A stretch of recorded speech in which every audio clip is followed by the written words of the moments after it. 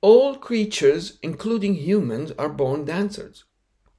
Besides muscle strength, dancing means synchronized collaboration of whole body gravity and anti-gravity muscles, motivation and emotional systems.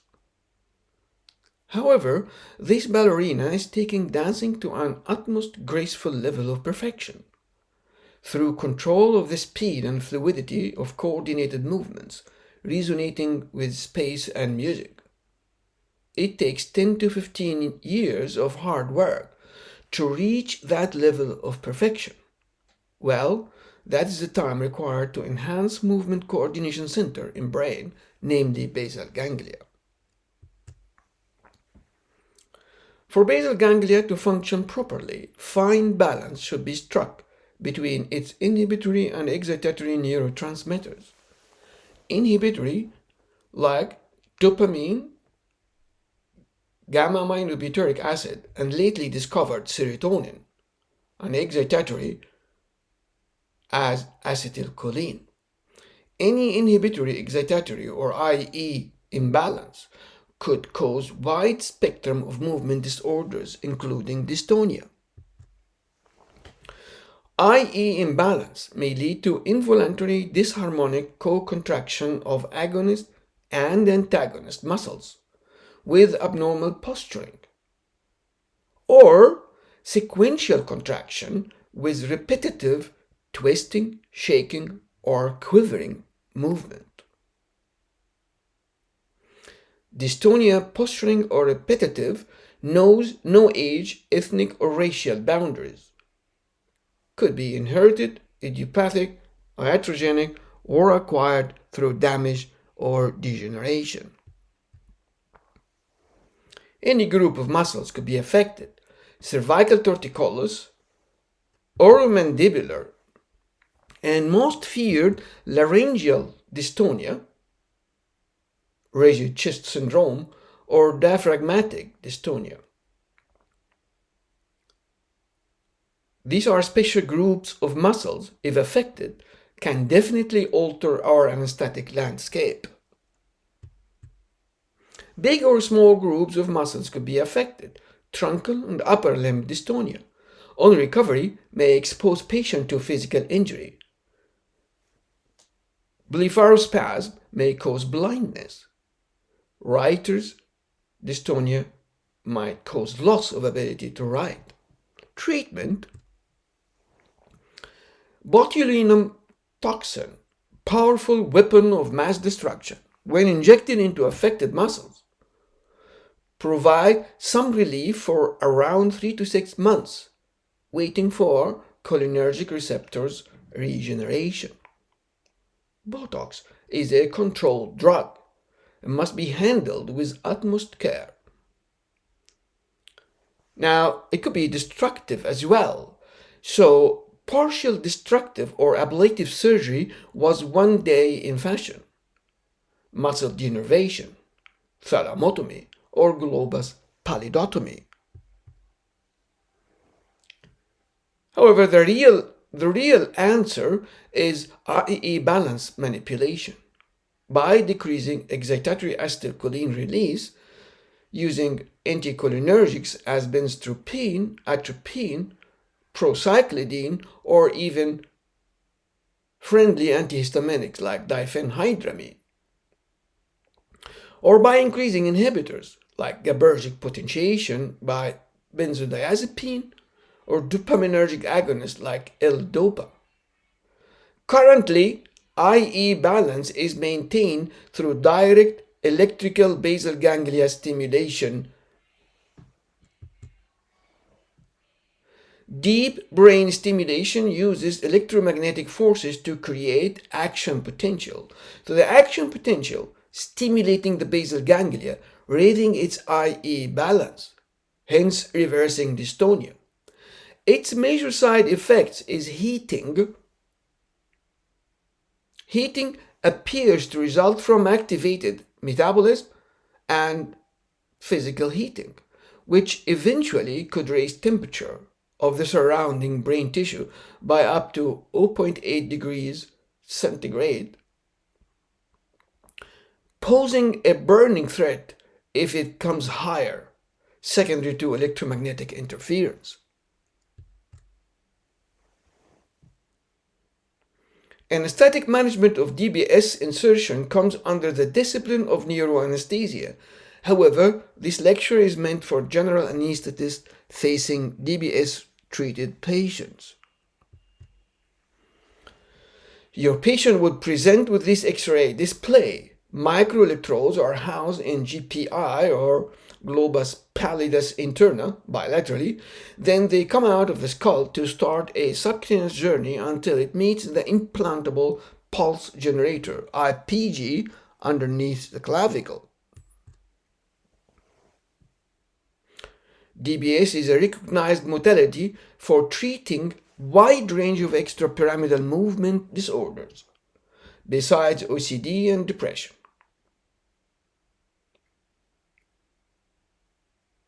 Within minutes of IPG activation, phasic dystonia or tremors disappear. Likewise, they reappear within minutes on deactivation. So during safe anesthesia and recovery, you better keep IPG pulsating all the time, unless temporarily required to be inactivated in cases of electromagnetic interference. Physician's programmer controls the system wirelessly, altering the frequency until optimum response is achieved. Then IPG is locked. Patient is only allowed to perform battery checking and turning the IPG on or off as needed. Anesthetist needs to know how to put IPG off or on when required. Patient or carer could help in this regard. Anesthetizing a dystonic case with DBS, we have to mind the mind, getting the basal ganglia, i.e. balance, right, with non-dystonic anesthesia, without precipitating acute dystonic reaction. Simultaneously, we mind the wires, disallowing electromagnetic interference, hence preventing deleterious heating of basal ganglia.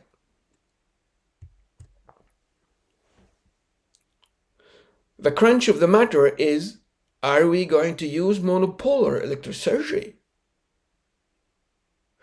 We could assume that widely distributed friendly fires can directly heat the wires if near, or cause induction current if nearer. Even while the DBS is off, reprogramming or damage could result while the DBS is on. Manufacturers were fast enough to advise against using monopolar electrosurgery. Not even in the lower body surgery, where it is far from the site of electromagnetic interference.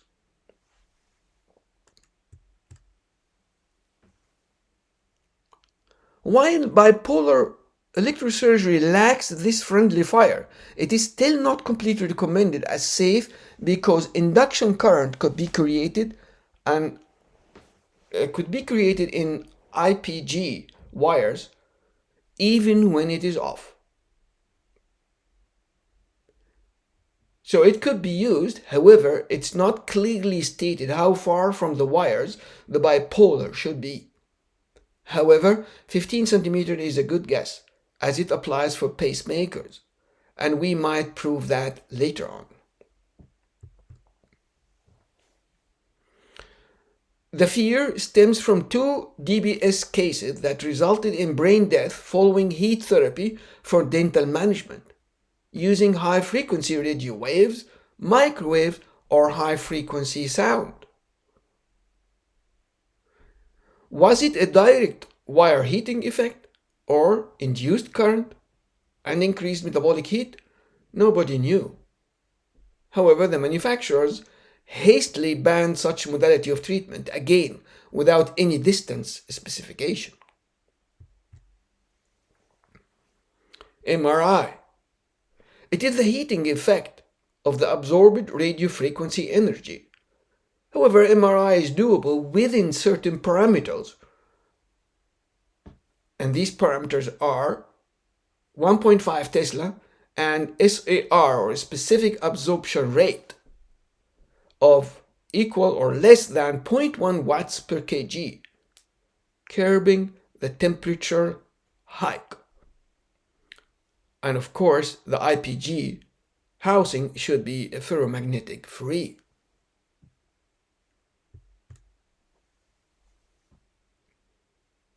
Minding the mind in anesthetic management of dystonia, with or without DBS, where we should strive not to precipitate acute dystonic reaction, and i.e. imbalance, by avoiding all medication that might cause that.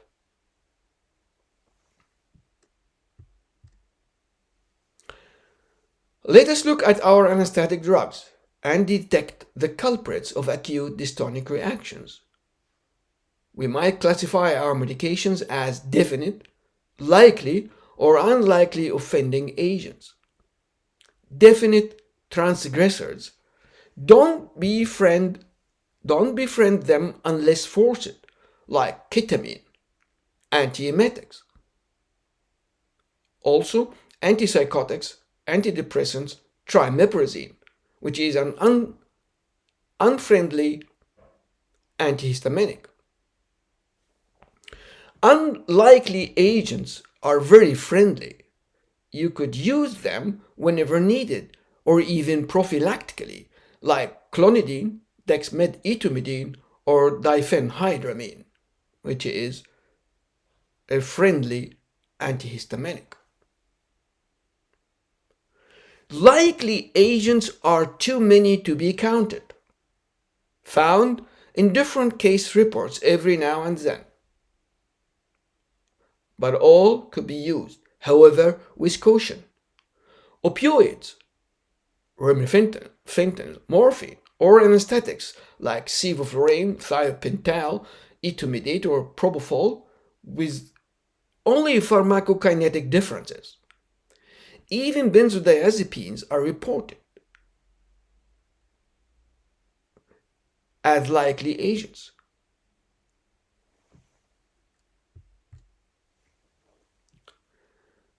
Having these lists in mind, we can tailor our anesthetic management for safe induction, maintenance, and recovery. You better send your patient to sleep quietly while keeping DBS on, without accidentally precipitating acute dystonic reaction, especially acute laryngeal dystonia or rigid chest syndrome. On recovery, remember, DBS should be on. Strive to prevent acute dystonic reaction, and when it happens in a theater near you, be ready for action.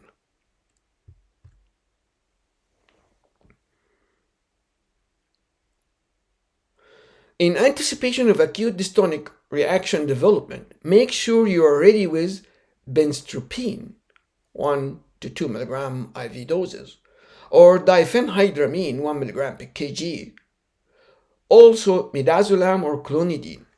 These drugs will rebalance basal ganglia inhibitory excitatory imbalance.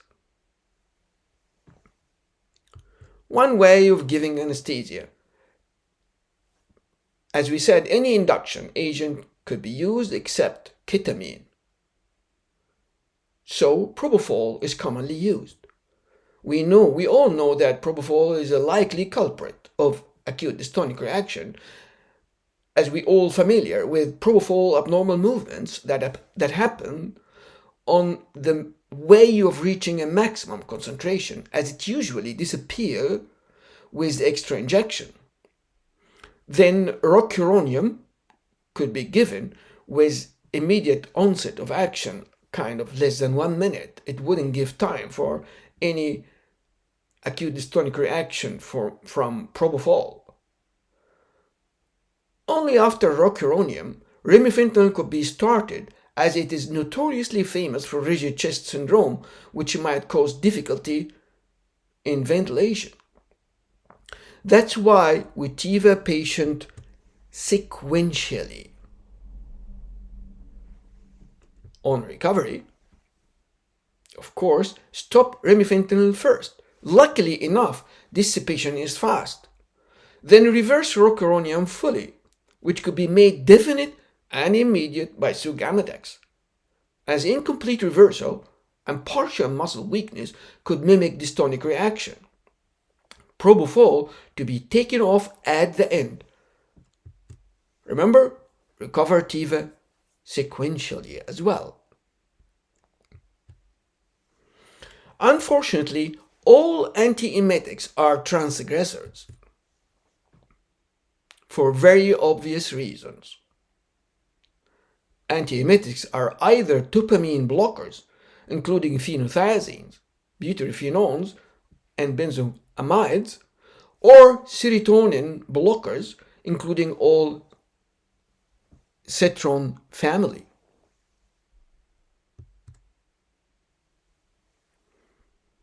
Now, what is the antiemetic of choice? That's a $1 million question. And we are going to try answering this question now.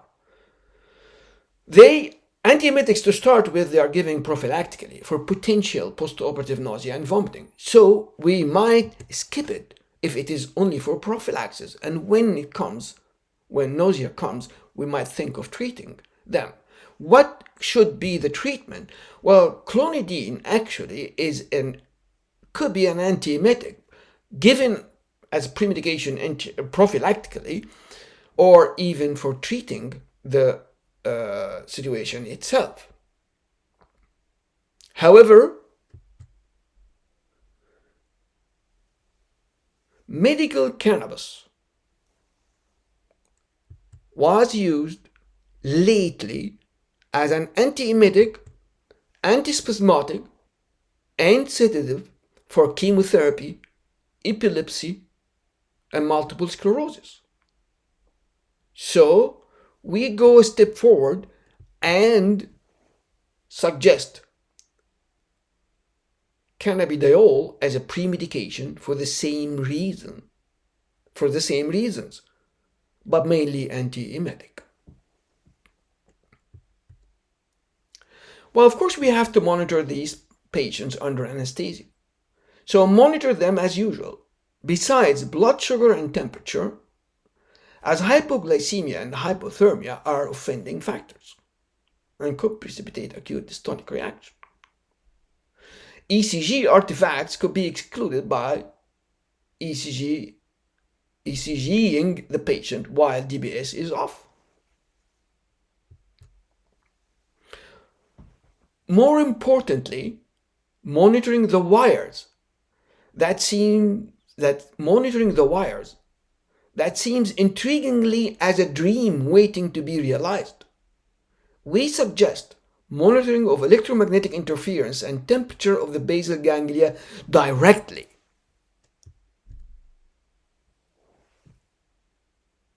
Even we go further and suggest monitoring of electromagnetic interference in theaters routinely, specifically with cases of implanted pulse generators wherever it could be it pacemaker or DBS or any other one.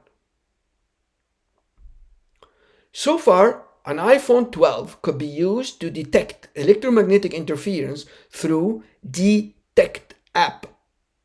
And you find here the speaker approaching the microwave magnetron on its right side, where microwave is generated. It detects electromagnetic interference while microwave is off. Now, put the microwave on, you find that the interference is highest. Now, while the microwave is off or the microwave is on, take your iPhone 15 centimeters away from the magnetron. You find that it does not detect electromagnetic interference. And that's how 15 centimeter could be understood as a safe distance between electromagnetic interference source and the IPG or the wires.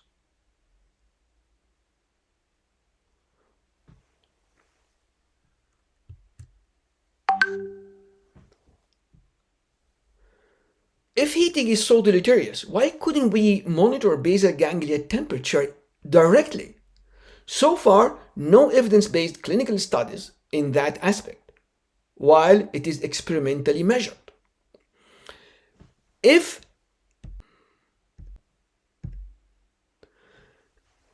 a CBEC is included in the channels of the electrodes, we could possibly detect temperature rise as immediate as it happens.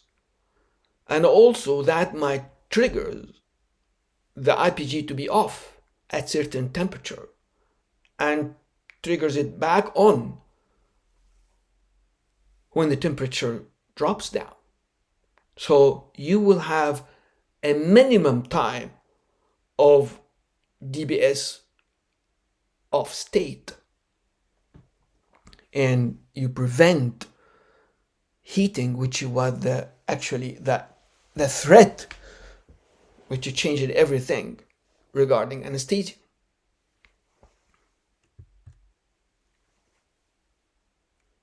Finally, allow IPG and DBS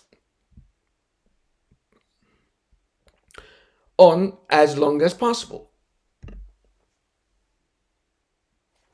Put it off only if electromagnetic interference is possible. Hopefully, very soon we might come to terms with leaving it unperturbedly on. If proven practical to add electromagnetic interference and temperature monitoring in IPG, that switches off automatically on warning and on again with disappearance of the EM electromagnetic interference. In summary, IE balance, a big I, disallow acute dystonic reaction and be ready to treat and calm the storm.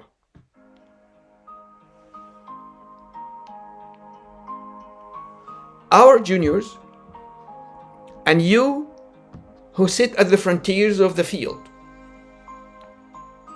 I look forward to you receiving my presentation as a thought-provoking exercise. I hope you all liked it. However, if you don't, as we say in Egypt, you can take your money back.